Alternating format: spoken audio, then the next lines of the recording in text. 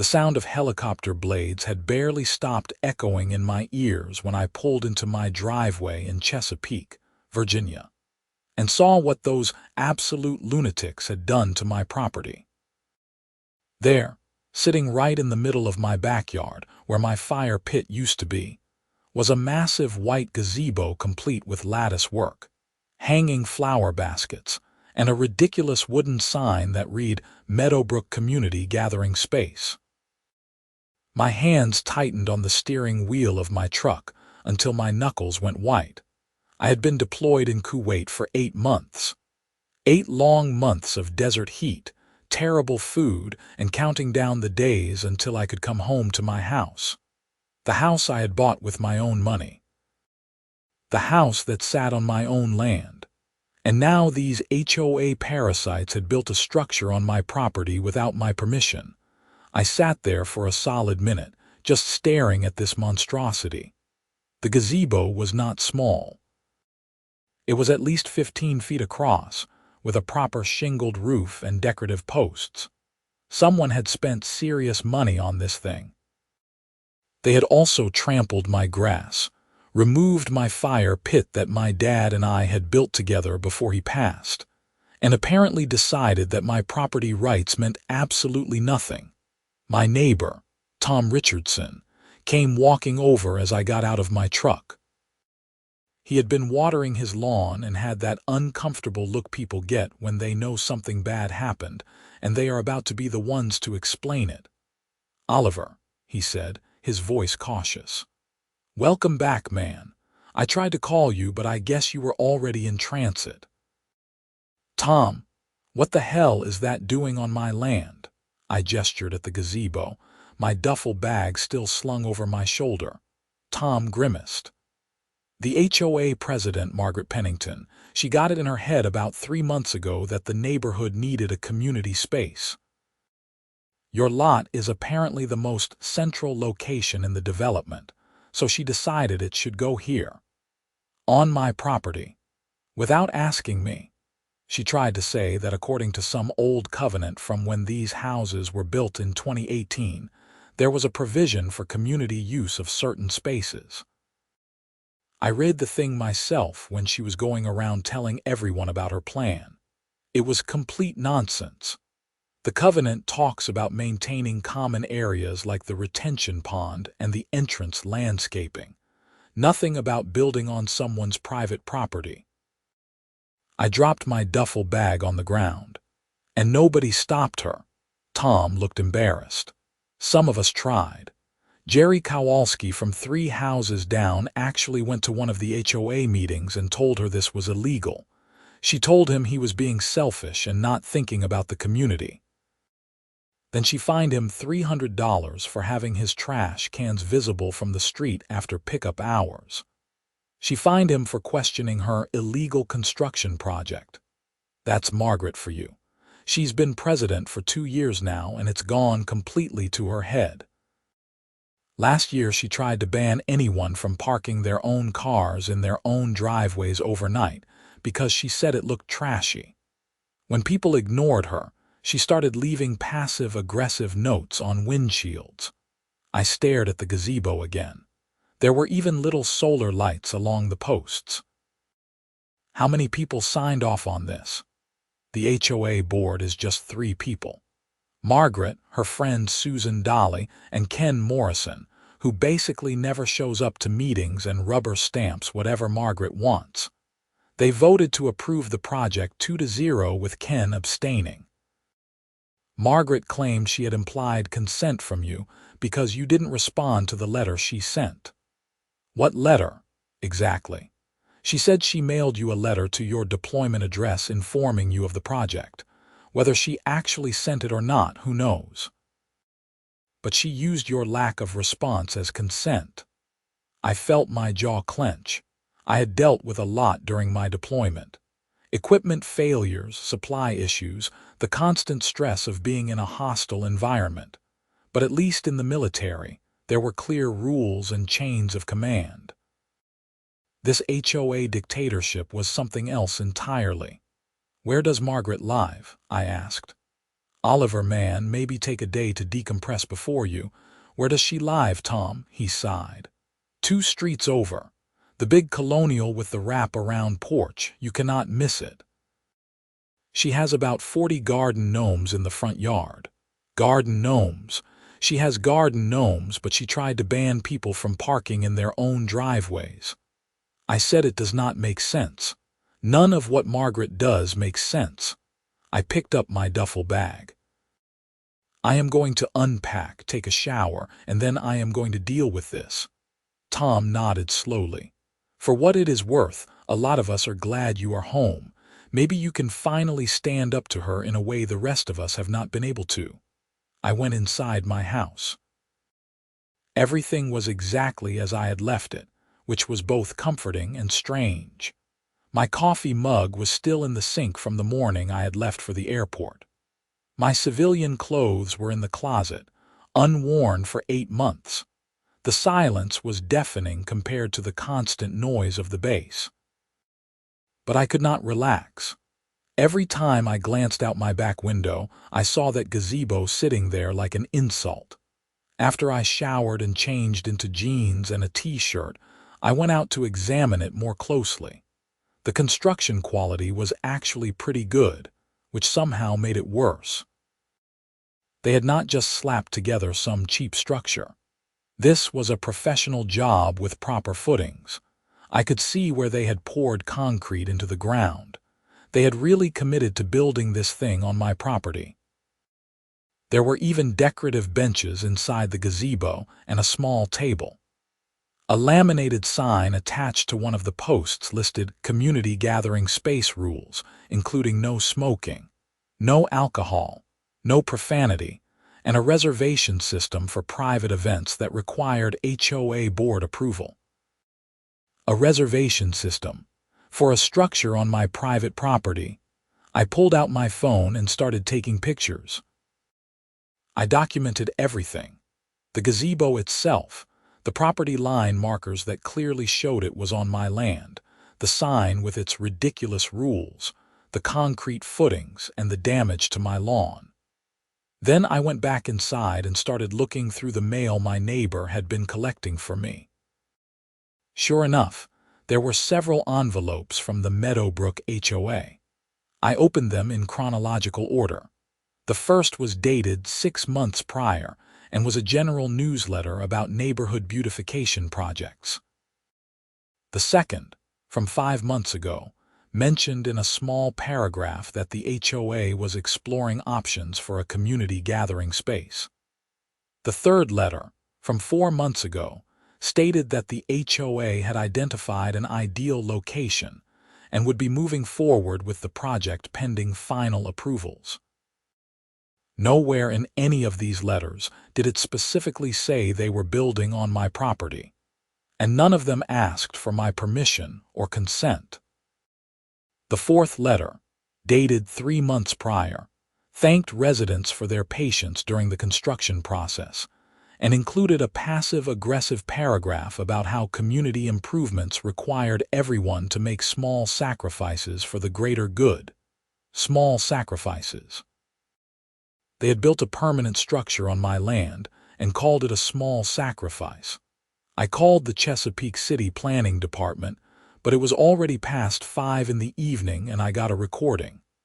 I left a message explaining the situation and asking about permits. Then I searched online for property law attorneys in the area, but the more I sat there looking at that gazebo, the angrier I got. I had spent 8 months following orders, doing my duty, and serving my country. I had come home expecting to finally relax in my own space. Instead, I had been violated by some power-hungry HOA president who thought she could do whatever she wanted. I went out to my detached garage and looked at my tools. I had a sledgehammer, a reciprocating saw, a crowbar, and various other implements. The gazebo was on my property. It had been built without my permission. As far as I was concerned, it was an illegal structure and I had every right to remove it. Tom came back over as I was pulling the tools out of my garage. "Oliver, What are you doing? Removing an illegal structure from my property. Maybe you should talk to a lawyer first. I will talk to a lawyer tomorrow. Tonight I am taking care of this. Margaret is going to lose her mind. Good. She should have thought about that before she built on my land.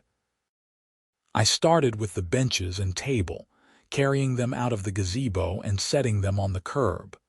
Then I took the reciprocating saw to the decorative lattice work.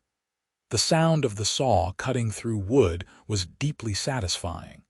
Other neighbors started coming out of their houses. Jerry Kowalski, the guy Tom had mentioned, came jogging over with a huge grin on his face. "Are you doing what I think you are doing?" Jerry asked. "I am removing an illegal structure from my property." "Oh man, I wish I had popcorn. Margaret is going to absolutely explode." "She can explode all she wants. This thing should never have been built here." More neighbors gathered. Some looked concerned, but several others looked downright gleeful. A woman I did not recognize brought me a bottle of water. "I am Rachel Torres from the end of the street," she said. "Margaret fined me $500 last month because my mailbox was the wrong shade of black. She said it was supposed to be midnight black, but mine was graphite black. I am enjoying this immensely." The crowd kept growing as I worked. I took down the lattice work, then started on the posts with the sledgehammer. The satisfying crack of wood breaking echoed through the neighborhood. Someone started playing Taking Care of Business from their phone. It was turning into a party. Someone rolled a cooler full of beer out onto their driveway. Kids were running around laughing. The neighborhood had apparently been living under Margaret's tyranny for so long that watching someone finally stand up to her was like a celebration. I had taken down 3 of the 6 posts when a silver Mercedes SUV came screeching around the corner. The car stopped in the middle of the street, and a woman in her early 50s jumped out. She was wearing white capri pants, a pink polo shirt, and had the exact haircut I expected. Short, blonde, and aggressively styled. This had to be Margaret. "What do you think you are doing?" she shrieked, storming across my lawn. I stopped and leaned on my sledgehammer. "Removing an illegal structure from my property. That is community property. That is the neighborhood gathering space. No, Margaret, this is my backyard. I have the property survey, the deed, and the title. This is my land, and you built on it without my permission." Her face was turning red. "We sent you multiple letters. Your failure to respond constituted implied consent. That is not how property law works. You cannot just decide someone consents to something because they did not respond to your vague newsletters. I will sue you. I will have you arrested for destruction of HOA property." Jerry Kowalski called out from the crowd. "It is not HOA property, Margaret. It is on Oliver's private lot." Margaret whirled on him. "You are already on thin ice, Jerry. Do not make this worse for yourself." "What are you going to do, fine me again for my trash cans?" "Go ahead. I am not paying it anyway." This seemed to be news to Margaret. "What do you mean you are not paying it?" "I mean I am not paying your made-up fines anymore. I talked to a lawyer." "You have been abusing your authority as HOA president, and several of us are planning to vote you out at the next board election." Margaret looked around at the crowd of neighbors, many of whom were now nodding in agreement. Her face went from red to almost purple. "All of you are in violation of multiple HOA bylaws right now. You have containers of alcohol visible from the street. There are children playing unsupervised. Someone is playing music too loudly." Rachel Torres laughed. "Oh no, Margaret. Whatever will we do? Will you fine us?" "Add it to the pile of fines we are not paying." I decided this was getting off track. "Margaret, the bottom line is this. You built a structure on my private property without my permission. That is illegal. I am removing it. If you have a problem with that, you can contact a lawyer, but I guarantee you will lose." The HOA will take you to court. We will place a lien on your property. We will make your life miserable. You already made my life miserable by building this thing while I was deployed and could not defend my property rights. Now I am fixing the problem. Margaret pulled out her phone. I am calling the police. This is destruction of property. Go ahead, I said calmly. Please do call the police. I would love to have an officer come out here and explain property law to you. She did call. While we waited for the police to arrive, I kept working on demolishing the gazebo. Margaret stood on the sidewalk yelling threats and quoting various HOA bylaws that had nothing to do with the current situation. The crowd of neighbors continued to grow, and someone actually did make popcorn.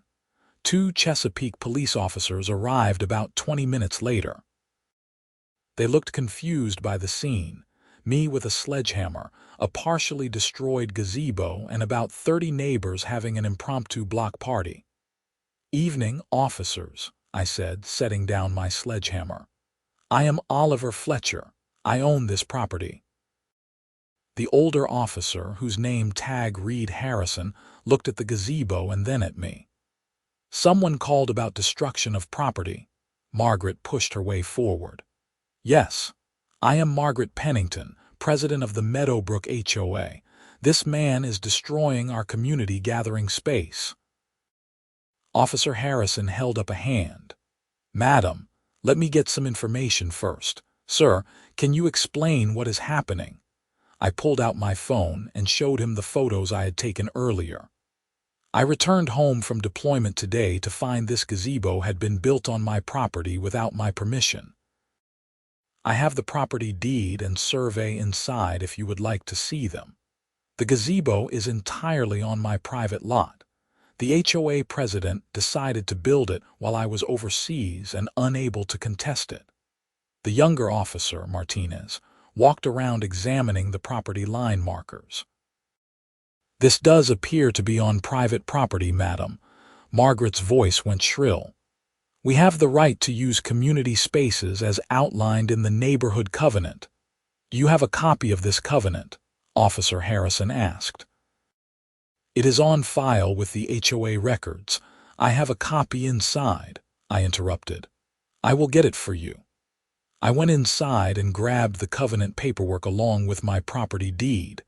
When I came back out, Officer Harrison reviewed both documents carefully. Officer Martinez was taking a statement from Tom Richardson. After several minutes, Officer Harrison handed the papers back to me. Sir, you are within your rights to remove this structure from your property. Madam, if you had a dispute about property usage, you should have gone through proper legal channels before constructing anything. This is outrageous. The HOA has authority over. The HOA does not have authority over private property without the owner's explicit consent, Officer Martinez said firmly. And from what we are hearing from multiple neighbors, this gentleman was deployed and could not have given consent. Margaret was sputtering now. We will sue. The HOA will take this to court. Officer Harrison's expression suggested he was tired of dealing with HOA disputes. That is your right, madam, but I suggest you consult with a lawyer first because I do not think you are going to like what they tell you. Mr. Fletcher has not committed any crime. He is removing an unpermitted structure from his own property. Unpermitted? I asked. Officer Martinez nodded. We checked while we were waiting for dispatch to give us the property information. There are no permits on file with the city for any construction at this address in the past year. Did your HOA pull permits for this gazebo? Margaret went silent. I will take that as a no, Officer Harrison said. So not only did you build on someone else's property without permission, but you also did not get the required building permits. Madam, you might want to step back and let Mr. Fletcher handle his property as he sees fit. The officers left after confirming there was no crime being committed. Margaret stood on the sidewalk looking like someone had slapped her. Several neighbors were openly laughing now. "This is not over," Margaret said, her voice shaking with rage.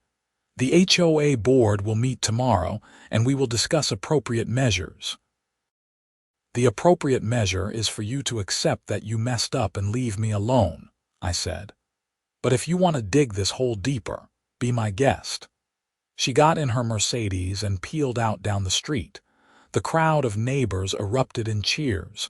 Jerry came over and clapped me on the shoulder. "Man, I have been waiting 2 years for someone to stand up to her like that. That was beautiful." "I just want to enjoy my property in peace," I said. "A lot of us feel the same way. She has been out of control for too long. Are you really going to finish tearing this thing down tonight?"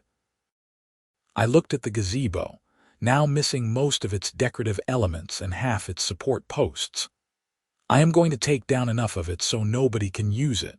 I will finish the rest tomorrow after I talk to a lawyer and make sure I am on solid legal ground." "You already got the cops to confirm you are in the right." "I know, but I want to document everything properly in case this does go to court." Rachel Torres came over with a business card. "My brother is a real estate attorney in Virginia Beach. Give him a call tomorrow. Tell him I sent you. He loves cases like this, and he especially loves taking down power-hungry HOA boards." I thanked her and pocketed the card. Over the next hour, with help from several enthusiastic neighbors, we took down the remaining posts and removed the roof panels. We stacked everything neatly on the curb. By the time we were done, all that remained were the concrete footings in the ground and a lot of damaged grass. Tom brought me another beer as I surveyed the destruction. "How does it feel?" "Honestly, pretty damn good. I spent 8 months not being able to control anything about my environment. Coming home to this and being able to take action felt right. I think you just became a neighborhood hero. I just want Margaret to understand she cannot bully people and violate property rights." "Oh, she is going to come back swinging. You know that, right? Let her swing." I am not backing down. The party continued for another hour before people started heading home. Several neighbors exchanged phone numbers and talked about organizing before the next HOA board meeting. There was a real sense of community forming, ironically because of Margaret's attempt to force community on everyone. I finally went inside around midnight, exhausted but satisfied. My backyard looked like a construction zone, but the gazebo was gone. I fell asleep almost immediately. The next morning, I woke up to find a certified letter had been shoved into my door jamb.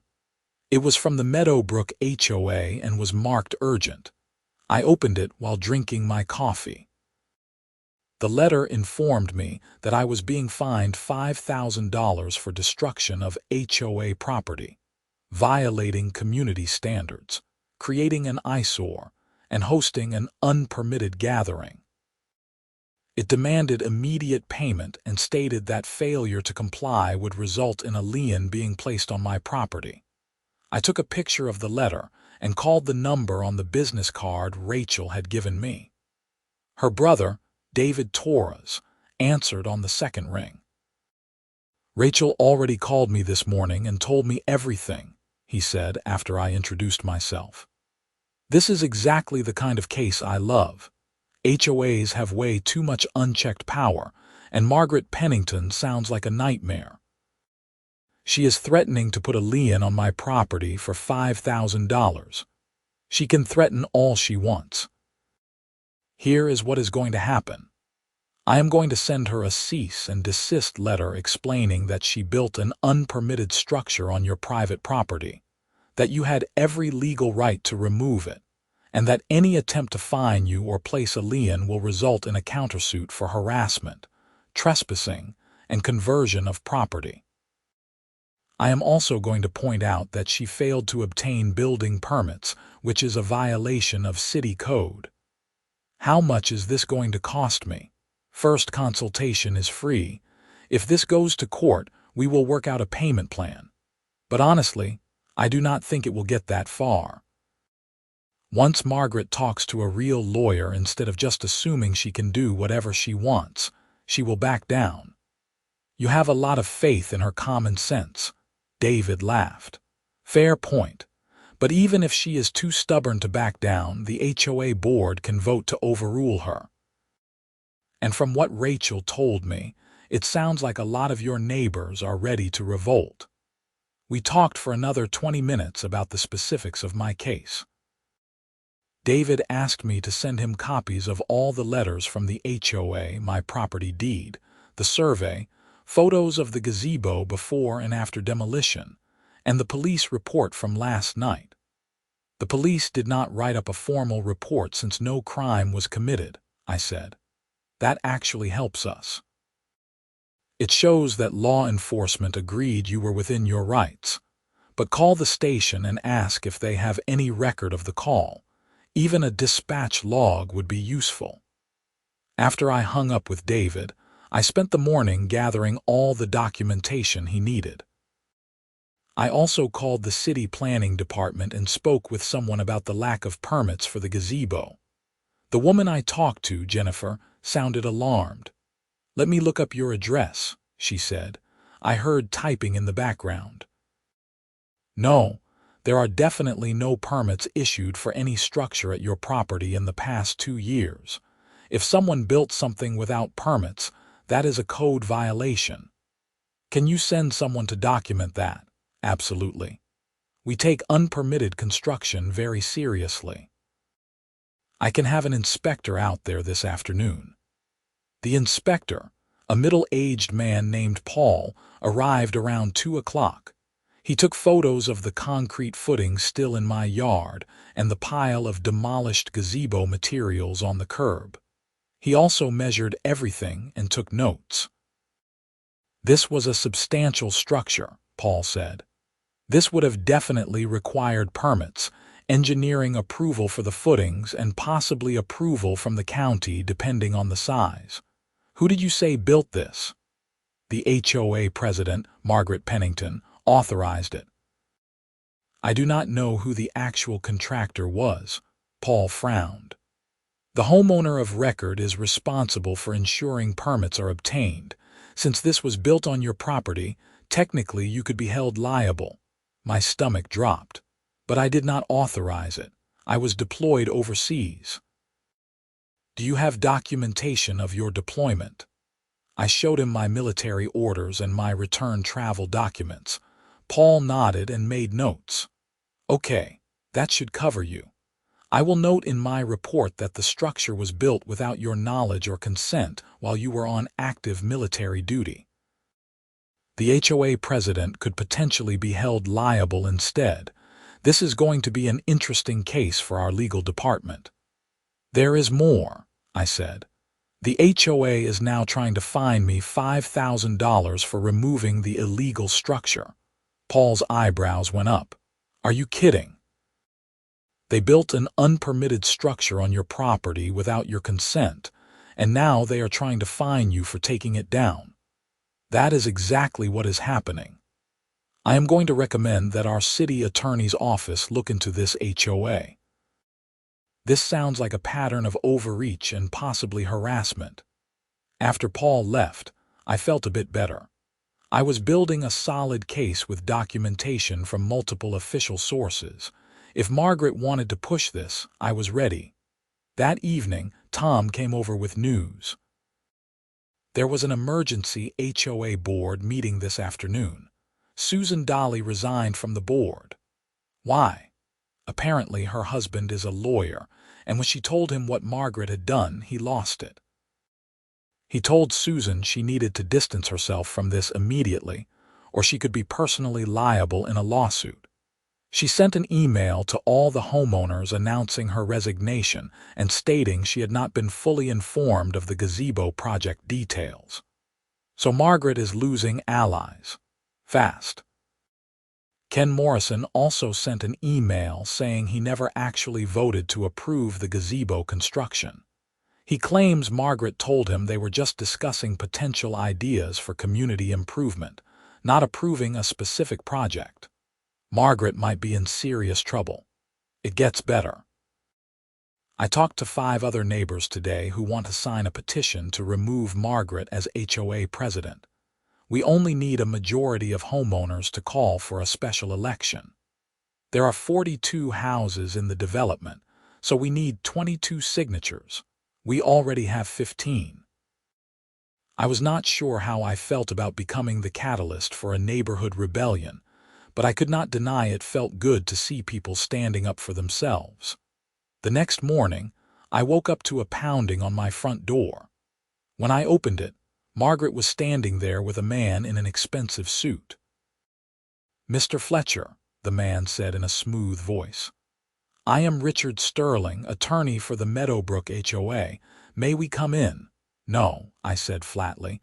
"You can say whatever you need to say from the porch." Richard looked annoyed but continued. "My client has authorized me to offer you a settlement. The HOA will waive the fines against you if you agree to drop any potential legal action and pay for half the cost of the gazebo construction." How much was the gazebo? $8,000. I laughed. "So you want me to pay $4,000 for a structure that was built on my property without my permission? A structure that was built without permits? That is your settlement offer? It is a generous offer considering what? Considering your client committed trespass, conversion of property, and violated city building codes. My lawyer is going to laugh when I tell him about this." Margaret spoke up from behind Richard. "You are being unreasonable. We were trying to improve the community by building on my land." "That is not community improvement, Margaret. That is theft." Richard held up a hand. "Let us all stay calm. Mr. Fletcher, my client is willing to negotiate. Here is my counteroffer," I interrupted. "Margaret resigns as HOA president. The HOA pays for restoration of my lawn where the gazebo was built, and I do not sue for harassment, trespass, and emotional distress. That is the only settlement I will accept." "That is completely unacceptable," Margaret shrieked. Richard put a hand on her arm. "Margaret, let me handle this." He turned back to me. "I will need to discuss this with my client and the HOA board. Can we schedule a mediation meeting? You can talk to my attorney, David Torres. I am done negotiating directly with your client." I closed the door before they could respond. Through the window, I watched Richard and Margaret have a heated discussion on my front lawn. Margaret kept gesturing wildly while Richard looked increasingly uncomfortable. David called me an hour later. "I just got off the phone with Richard Sterling. He sounds like he is starting to realize his client has no case. They offered to waive the fines if I paid half the cost of the gazebo construction." "Yeah, he mentioned that. I told him that was dead on arrival. I also told him about the city code violation and the fact that you were on active military duty when this all happened. That last part really got his attention." "Why?" "Because there are specific federal protections for service members under the Service Members Civil Relief Act. If the HOA tries to place a lien on your property or take legal action related to something that happened while you were on active duty, they are going to run into serious problems. Richard knows this, even if Margaret does not. So what happens now? Now we wait." I sent Richard the cease and desist letter along with all our documentation. He is going to go back to his client and explain reality to her. My guess is the HOA board will overrule Margaret, or she will be forced to back down. That evening, Jerry knocked on my door with a clipboard. "We have got 30 signatures on the petition to remove Margaret. That is more than enough. We are calling for a special election in 2 weeks." "That is great," I said. "Who is going to run against her? Actually, we were hoping you would consider it." I held up my hands. "No way. I just got back from deployment. I do not want to be HOA president." "I get it, but think about it. You have already proven you are not going to be pushed around. You understand rules and regulations from your military background, and honestly, people respect what you did. You stood up to a bully. I just wanted to protect my property. And that is exactly the attitude we need. Someone who understands that the HOA exists to serve the homeowners, not to control them. I promised Jerry I would think about it, but I was not thrilled about the idea. I had just spent 8 months in a position of responsibility. I wanted to relax, not take on more duties. Over the next week, things escalated in ways I had not expected. Margaret started driving through the neighborhood taking pictures of every minor violation she could find. Grass that was slightly too long, decorations that were not approved colors, cars parked in driveways, trash cans left out an hour too late. She then sent out a mass email listing all these violations along with associated fines. The neighborhood exploded. People who had been tolerating Margaret's overreach were now actively angry. The petition to remove her gained another 10 signatures. Someone created a Facebook group called Meadowbrook Residents Against HOA Abuse that had 40 members within 2 days. Rachel Torres organized a meeting at her house for everyone who wanted to discuss the HOA situation. More than 20 people showed up, including me. The living room was packed. "We need to talk about what we are going to do," Rachel said, standing in front of the fireplace. "Margaret has gone completely off the rails. She is now threatening fines for things that are not even in the HOA bylaws." Tom held up a printed email. "She fined me $300 because my house number is brass instead of black. I looked through the covenants. There is nothing about house number color." "She fined me for having a vegetable garden," another neighbor said. "She said it was not aesthetically pleasing." "But the covenants specifically allow gardens." Jerry stood up. "This is why we need Oliver to run for president. We need someone who will actually follow the rules instead of making them up." Everyone turned to look at me. I felt my face get hot. "I appreciate the confidence," I said carefully. "But I am not sure I am the right person for this." "Why not?" Rachel asked. "Because I do not want to spend my time dealing with HOA politics. I just want to live in my house." "That is exactly why you should do it," Tom said. "You do not want power for power's sake. You just want to be left alone. That is the kind of president we need." The group spent another hour trying to convince me. They made good points. The HOA did need leadership that would focus on actual community needs rather than petty control. And I did have skills from my military experience that would translate well to managing an organization. Finally, I agreed. "Okay, I will run. But on one condition. If I win, we are rewriting the bylaws to limit the president's authority. No more of this dictatorship nonsense." The room erupted in applause. The next morning, Jerry submitted the paperwork for my candidacy. The special election was scheduled for a Saturday 2 weeks away. All homeowners would be able to vote either in person at the community clubhouse or by absentee ballot. Margaret's response was immediate and unhinged.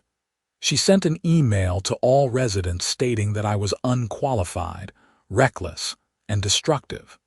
She claimed I had destroyed community property and was trying to overthrow legitimate HOA governance. She attached photos of my backyard with the demolished gazebo materials, trying to make me look like a vandal. It backfired spectacularly. People who had been on the fence about the whole situation now saw Margaret's desperation.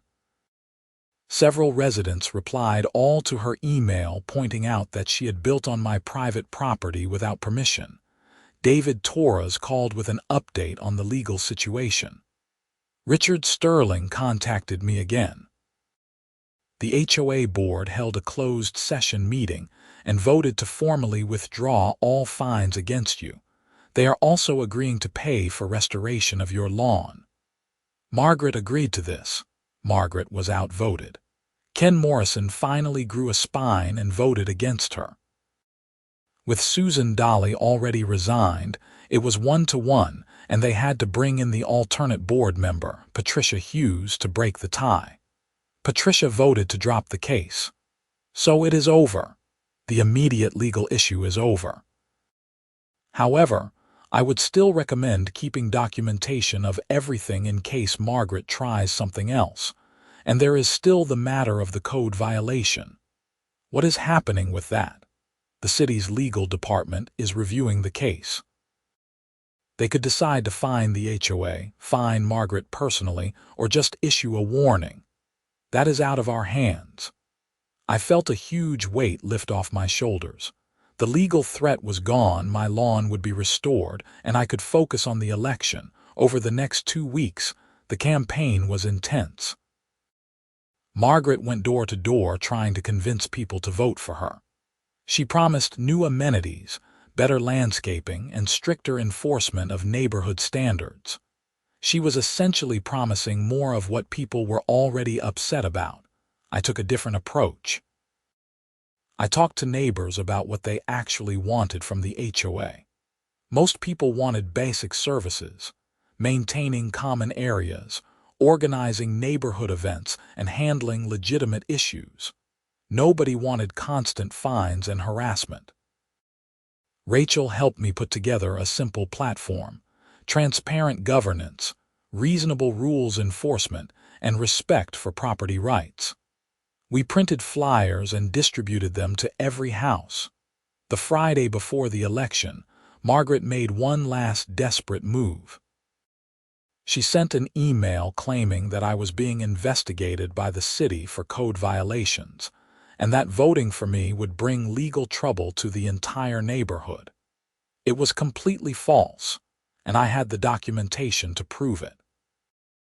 David Torres sent a cease and desist letter threatening defamation charges if Margaret did not retract the statement. She sent a half-hearted correction email claiming she had been misinformed. Election day arrived. The voting was held at the community clubhouse from 9 in the morning until 3 in the afternoon. Jerry and Rachel volunteered to help oversee the process to ensure everything was fair. I showed up around noon to cast my ballot. The clubhouse was busy with neighbors coming and going. People stopped to shake my hand and wish me luck. Even people I had never met before were supportive.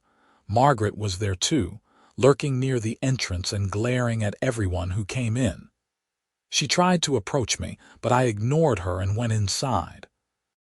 The votes were counted that evening with witnesses from both sides present. The result was not even close. 34 votes for me, 7 votes for Margaret, and 1 abstention. When Jerry announced the results, the small crowd that had gathered erupted in cheers. Margaret stood up, her face pale, and walked out without saying a word. I was now the HOA president of Meadowbrook. The first board meeting was held the following week.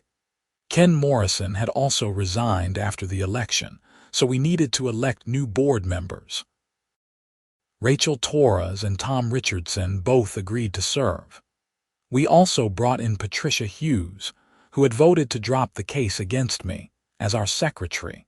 Our first order of business was reviewing the bylaws. We spent 3 hours going through every rule and regulation, discussing what made sense and what was overreach. We eliminated the arbitrary fines for things like mailbox colors and lawn ornament restrictions. We kept the important stuff: guidelines for major exterior modifications, rules about noise and nuisances, and standards for maintaining common areas. We also implemented new procedures requiring any expenditure over $500 to be approved by a vote of the homeowners, not just the board. And we created a clear appeals process for anyone who felt they were being unfairly fined. The second order of business was dealing with the aftermath of the Gazebo situation. The HOA's insurance company had been notified of the potential claim, and they were not happy. The insurance adjuster contacted me directly to get my statement. To be clear, the adjuster said during our phone call. "The previous HOA president authorized construction on your private property without your consent while you were deployed overseas." "That is correct." "And she did not obtain building permits." "Correct." "And then she tried to fine you for removing the illegal structure." "Yes." The adjuster was silent for a moment. "I have been doing this job for 15 years, and this is one of the most clear-cut cases of HOA overreach I have ever seen. We are going to cover the lawn restoration costs, but we are also going to be reviewing whether to continue coverage for this HOA given the previous board's actions." "What does that mean?" "It means HOAs are supposed to manage communities responsibly.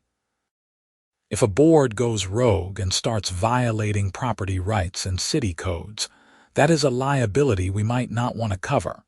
We will be in touch with your new board about updated procedures and oversight." The lawn restoration took 2 weeks.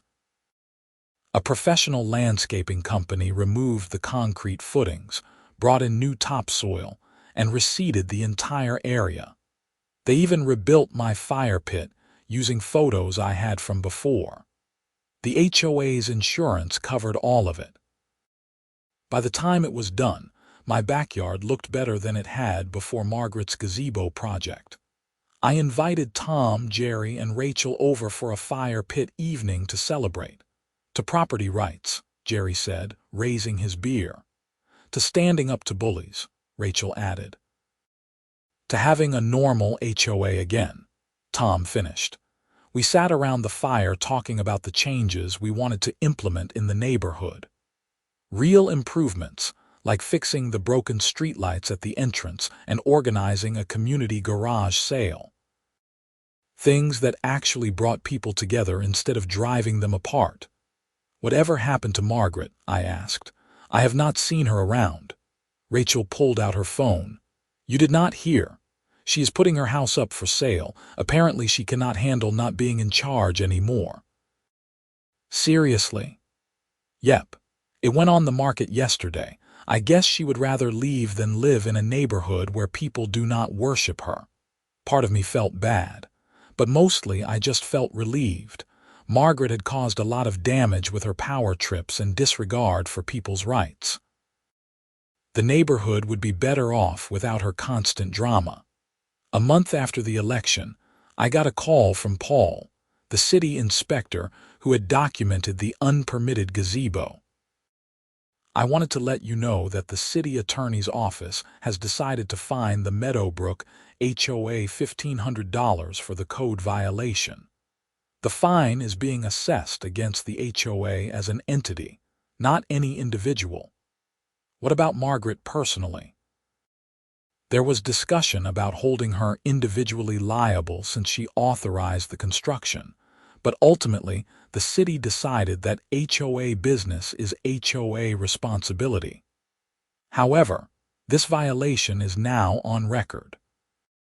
If there are any future issues with unpermitted construction or code violations, the penalties will be much steeper." I thanked him for the update and passed the information along to the board. We held a special meeting to discuss how to pay the fine. Rachel suggested we increase the quarterly HOA dues by $5 per household for 1 year to cover it. We should also send a letter to all the homeowners explaining exactly what happened and why we are having to raise the dues, Patricia said. People should know that Margaret's actions have real financial consequences for everyone. We drafted and sent the letter. The response was overwhelmingly supportive. Several residents even offered to donate extra money to cover the fine so dues would not have to go up. We politely declined, but appreciated the gesture. Life in Meadowbrook slowly returned to normal. The Facebook group that had been created to organize against Margaret evolved into a general neighborhood discussion page. People shared information about local events, recommended contractors, and posted photos of wildlife in the retention pond. We organized our first community event under the new board, A neighborhood cookout at the clubhouse. More than 30 families showed up. Kids played in the common area while adults socialized and ate. It was the kind of genuine community building that Margaret had always claimed to want, but never understood how to create. Jerry came up to me while I was manning the grill. "You know, this whole situation worked out pretty well. We got rid of a tyrant, reformed the HOA, and you got your backyard back." "It was a lot more stressful than it needed to be," I said, flipping burgers. "True. But it was worth it. This neighborhood feels different now. People are not afraid to use their own property the way they want. They are not constantly worried about getting fined for nonsense." He was right. There was a tangible change in the atmosphere. People were friendlier, more relaxed. They actually wanted to participate in community activities instead of hiding from the HOA. 3 months after I became president, Rachel came to me with interesting news. "You will never guess who bought Margaret's house." "Who?" "A retired Marine colonel and his wife. I talked to them yesterday when they were checking out the property. I mentioned you were former military too." They seemed excited to have another veteran in the neighborhood. The new neighbors, Colonel Frank Morrison and his wife Linda, moved in 2 weeks later. I went over to introduce myself and welcome them to Meadowbrook. Frank was a tall man in his early 60s with gray hair and a firm handshake. "I hear you have quite the history with this property," he said, gesturing at his new house. "You could say that. Did your realtor tell you about the gazebo situation?" "They did, and it was one of the reasons I wanted to buy here. Any neighborhood that stands up to an out-of-control HOA is a neighborhood I want to live in. I have dealt with enough petty tyrants in my career. I do not need them in my retirement." We became fast friends. Frank had a lot of good ideas for the neighborhood based on his experience managing large groups of people. He joined the HOA board as an at-large member and helped us implement better communication systems and conflict resolution procedures. 6 months after the election, we held our first annual HOA meeting under the new board. It was the most well-attended meeting in the neighborhood's history. We presented a transparent budget, discussed upcoming projects, and took questions from residents. One homeowner asked about the gazebo situation. "Is there any chance of legal action against Margaret Pennington for what she did?" Rachel, who was now serving as vice president, answered. The board discussed this extensively. While we believe Margaret acted improperly, pursuing legal action would be expensive and time-consuming. The city has already fined the HOA for the code violation. Our insurance covered the restoration costs, and most importantly, the problem has been resolved. We would rather focus on moving forward than looking backward. There was general agreement in the room. People wanted to put the drama behind them. After the meeting, Tom pulled me aside. "You know, when you first got home and started tearing down that gazebo, I was worried it was going to turn into a huge mess." "It did turn into a huge mess." "Yeah, but a productive mess. You changed this neighborhood for the better. People have their rights back.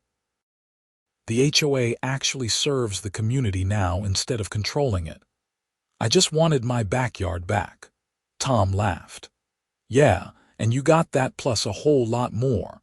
Are you going to run for re-election next year?" I thought about it. Being HOA president was not as bad as I had feared. We had good systems in place now, and the board worked well together. Most of my duties involved signing off on routine maintenance and occasionally mediating minor disputes. "I will think about it," I said. 1 year after I demolished the gazebo, I was sitting in my backyard by my rebuilt fire pit when Jerry came over with a bottle of bourbon.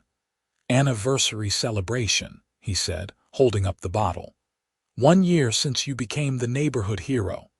"I am not a hero. I just removed an illegal structure from my property." "You keep saying that, But you know it was more than that. You stood up for yourself when nobody else would. You showed the rest of us that we did not have to tolerate being pushed around. We sat by the fire drinking bourbon and talking about how much had changed. The neighborhood was thriving. Property values had actually gone up slightly, not because of strict HOA enforcement, but because people enjoyed living there.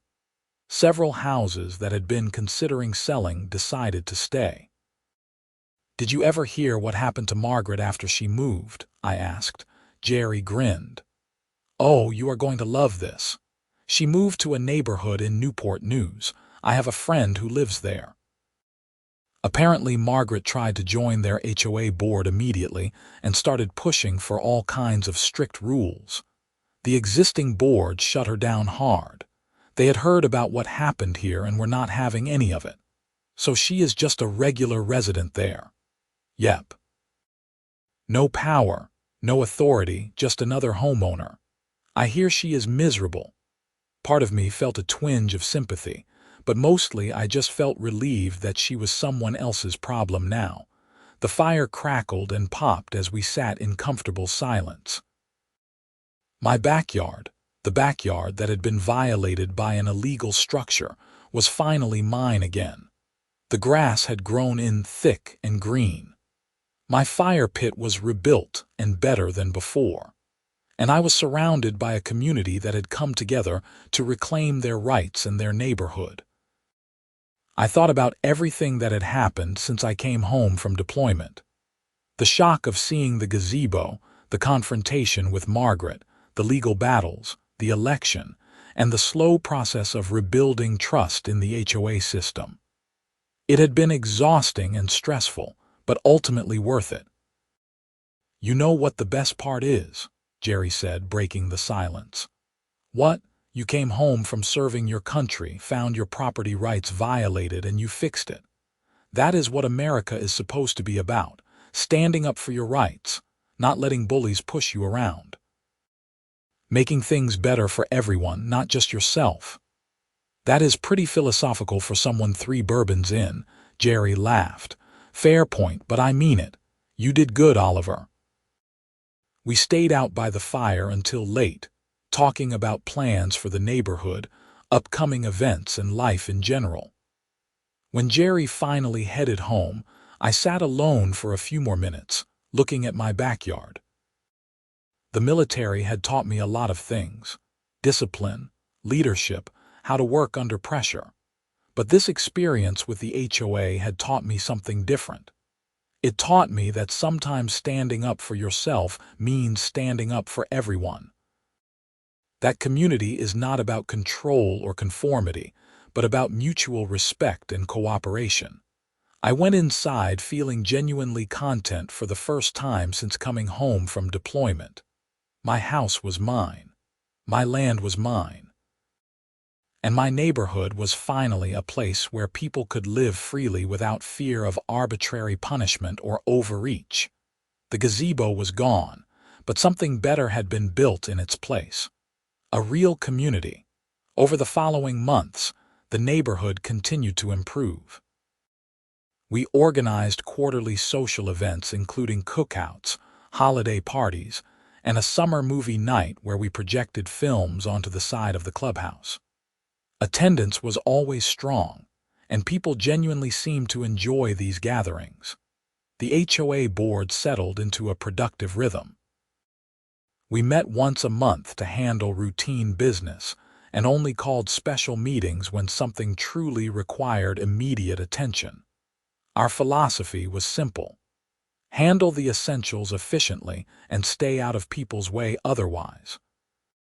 One unexpected development was that our neighborhood became somewhat famous in local HOA reform circles. A reporter from the Virginia Gazette wrote an article about the gazebo situation and how the neighborhood had overcome an abusive HOA president. The article was picked up by several other publications and even made it onto some national HOA reform websites. I started getting emails from people in other neighborhoods asking for advice on how to deal with their own HOA problems. I was not an expert, but I tried to help where I could. The most common advice I gave was to document everything, know your rights, and do not be afraid to stand up for yourself. Rachel suggested we create a guide for other neighborhoods based on our experience. We spent several weeks putting together a document outlining warning signs of HOA overreach, steps to take when dealing with abusive board members, and strategies for reforming HOA bylaws. We posted it online for free, and it was downloaded hundreds of times. "We have created a monster," Tom joked when he saw how popular the guide had become. "Now you are a national HOA reform advocate." "I just wanted my backyard back," I said for probably the 100th time, but I could not deny that it felt good to help people.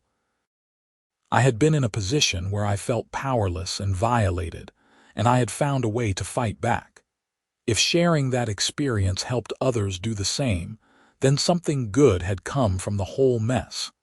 The city of Chesapeake also took notice of what had happened in our neighborhood. The planning department implemented new oversight procedures for HOAs, requiring them to verify property ownership before approving any construction projects. They also created a hotline for reporting HOA abuse, which led to investigations of several other problematic boards in the area. Frank Morrison, my neighbor and fellow veteran, became increasingly involved in local HOA reform efforts. He testified before the city council about the need for stronger regulations on HOA authority and better protections for homeowners. His military background and clear, organized presentation style made him an effective advocate. "You started something bigger than you realize," Frank told me after one of his city council appearances. "There are a lot of people out there being bullied by their HOAs, and they did not know they could fight back. You showed them it is possible." 2 years after the Gazebo incident, our neighborhood had transformed completely. The toxic atmosphere that had existed under Margaret's leadership was gone. People took pride in their homes without fear of arbitrary fines.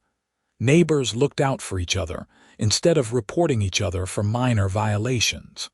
The HOA itself had become a model of reasonable governance. We maintained the common areas, enforced legitimate safety and aesthetic standards, and facilitated community building. We did not try to control every aspect of people's lives. I did run for re-election as HOA president and won unopposed. Most of my duties were now delegated to committee chairs who handled specific areas like landscaping, events, and communications. The board's main job was oversight and handling any disputes that could not be resolved at a lower level. Those disputes were rare. When people feel respected and trust their HOA board, they are much more willing to work out problems informally.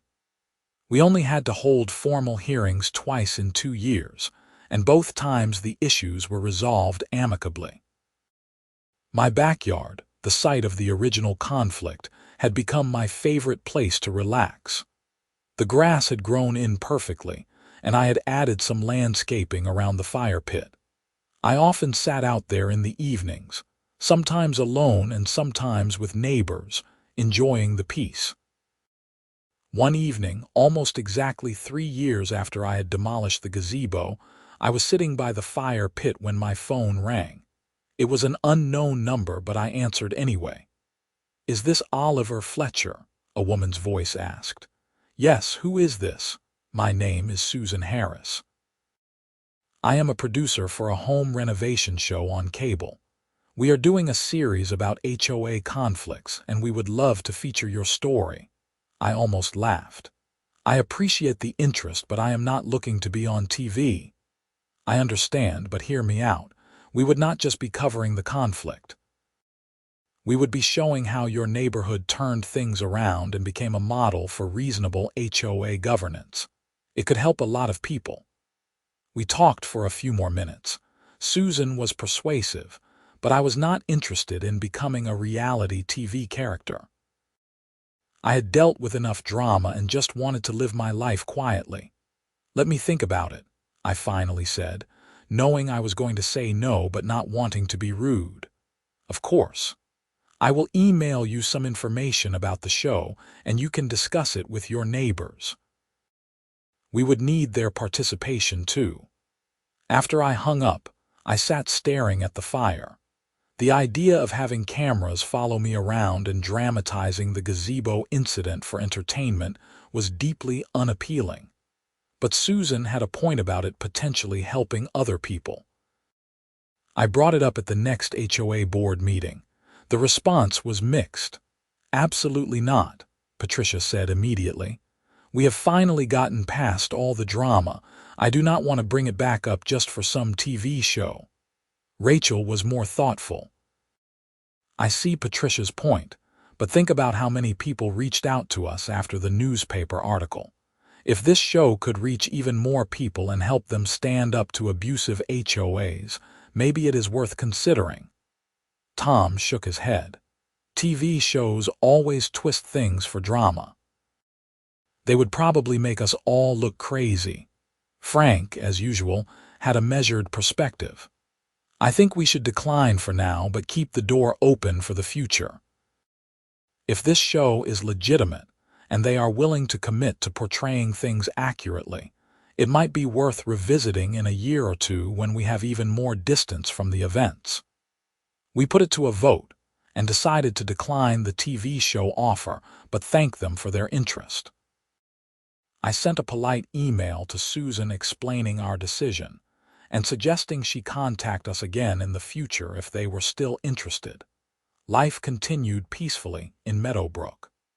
The drama of the gazebo incident faded into neighborhood legend, the story new residents heard when they moved in. Did you know the HOA president once tore down an illegal gazebo the day he got home from deployment? It became part of the community's identity, a reminder of the importance of standing up for your rights. I eventually retired from the HOA board after serving 2 terms as president. Rachel took over as president, and she was excellent at the job. Under her leadership, the neighborhood continued to thrive. Looking back on everything that happened, I realized that finding that gazebo on my property had been a catalyst for positive change. It forced me to stand up for myself, which encouraged others to do the same, which led to a complete transformation of our neighborhood's governance and culture. Would I have preferred to come home from deployment to a peaceful, untouched backyard? Absolutely. The stress and conflict could have been avoided if Margaret had simply followed the law and respected property rights, but the outcome was ultimately positive. A toxic HOA president was removed. Abusive bylaws were reformed. A community came together and reclaimed control of their neighborhood. And I learned that sometimes the fight is worth it, even when you did not ask for it. My backyard was finally mine again, truly and completely. The fire pit my dad and I had built was restored. The grass was green and healthy. And I could sit out there under the stars knowing that I had stood up for what was right, not just for myself but for everyone in Meadowbrook. The gazebo was gone, demolished on the same day I returned home from serving my country. But what rose in its place was something more valuable. A community built on respect, cooperation, and the fundamental principle that your home is your castle, and nobody has the right to violate that without your consent. I never did hear what ultimately happened to Margaret Pennington.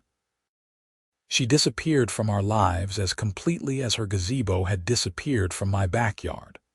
Sometimes I wondered if she ever understood what she had done wrong, if she ever realized that leadership is not about control but about service.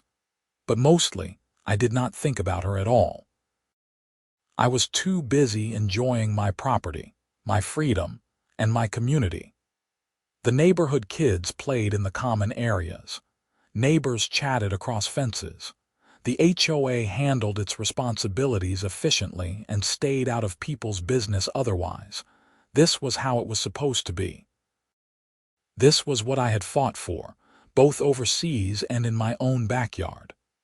The right to live freely on your own property, surrounded by a community that respected each other and worked together voluntarily, not through force or intimidation. 3 years after demolishing that gazebo, I was finally home in every sense of the word. The fight was over. Justice had been served. And life in Meadowbrook was exactly what a neighborhood should be. A place where people could build their lives without fear, harassment, or illegal structures being built on their land while they served their country overseas. The fire crackled in the pit my father and I had built, restored after being destroyed by Margaret's illegal project. I raised a beer to the stars and to everyone who had stood with me in fighting back against tyranny, whether foreign or domestic, whether on a battlefield or in a backyard. This was victory, not just mine but ours, the community's, and it was a victory that would last, built on a foundation of respect, rights, and the simple but powerful act of one person saying no and refusing to back down.